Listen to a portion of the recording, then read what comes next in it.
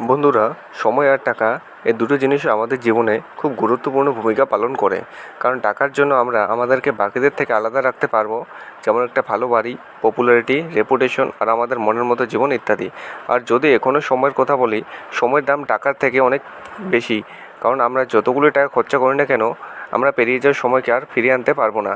যেমন উদাহরণ, কেভিন সকালে জগিং করার জন্য বারোয় এবং হঠাৎই সে কিছু আওয়াজ শুনতে পায় এবং সেটা একজনের চেঁচানোর আওয়াজ। যখনই সে পিছে ঘুরে দেখলো তার পাশের নদীতে একটি বাচ্চা ডুবছিল, সে দৌড়ে সে বাচ্চাটার কাছে গেল এবং দেখলো সে বাচ্চাটার শুধু হাত বাইরে ছিল।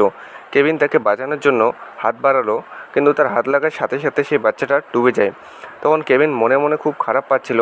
সে ভাবছে, আমি যদি 1 সেকেন্ড আগে আসতাম তাহলে আমি তাকে বাঁচাতে পারতাম। এখান থেকে আমরা এটা বুঝতে পারি যে আমাদের জীবনের এক এক সময়ের দাম অনেকটা বেশি। এটাও জানি না যে ভবিষ্যতে আমাদের কী হবে, কিন্তু এখনও যদি আপনার মনে হয় যে আপনার কাছে প্রচুর সময় আছে, তাহলে আপনি সেই সময়টাকে ইউজ করুন নতুন কিছু শেখার জন্য, যেমন এডুকেশন, নলেজ, জীবন এবং রিলেশনশিপ এর মতো জিনিস। কিন্তু আমরা এগুলো কি ফ্রিতে শিখতে পারবো? না।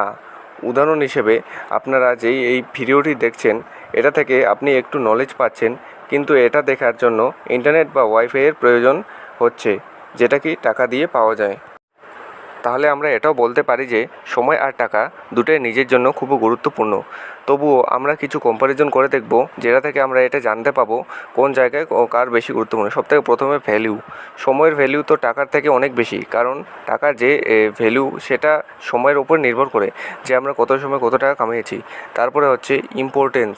টাকা কামানোর জন্য সময় খুবই গুরুত্বপূর্ণ ভূমিকা পালন করে, কারণ টাইম ছাড়া তো আমরা টাকা কামাতেই পারবো না।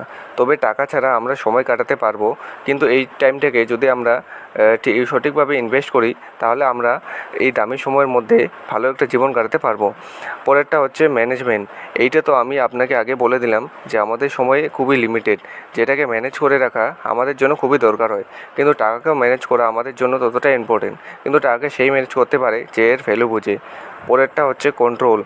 সময় আমাদের কাছে যতটাই থাকুক না কেন, আমরা আমাদের হিসেবে সব জিনিসকে কন্ট্রোল করতে পারবো না।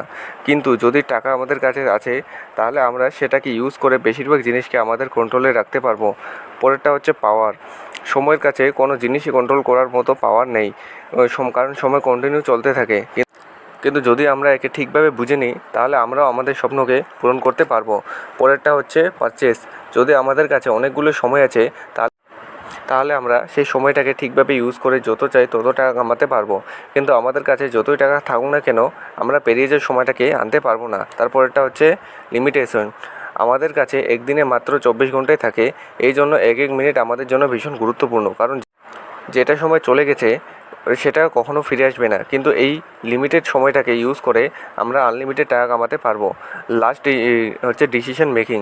যে কোনো ডিসিশন নেওয়ার আগে আমাদের সময় একটা ভীষণ গুরুত্বপূর্ণ জিনিস, আর সঠিক সময় সঠিক ডিসিশন নেওয়া আমাদের জীবনকে বদলে দিতে পারবে। এবং অন্যদিকে টাকা ও ডিসিশন নেওয়ার সময় খুবই গুরুত্বপূর্ণ ভূমিকা পালন করে। যে কোনো কোম্পানির কাছে যদি অনেক টাকা থাকে, তাহলে তারা যে কোনো রকম ধরনের ইনভেস্ট করতে পিছনে হাঁটবে না। তাহলে শেষ পর্যন্ত সময় আর টাকা দুটোই আমাদের জীবনে খুবই গুরুত্বপূর্ণ জিনিস। সময়কে ইউজ করে আমরা টাকা কামাতে পারবো, আর টাকাকে ইউজ করে আমরা আমাদের স্বপ্নকে পূরণ করতে পারবো।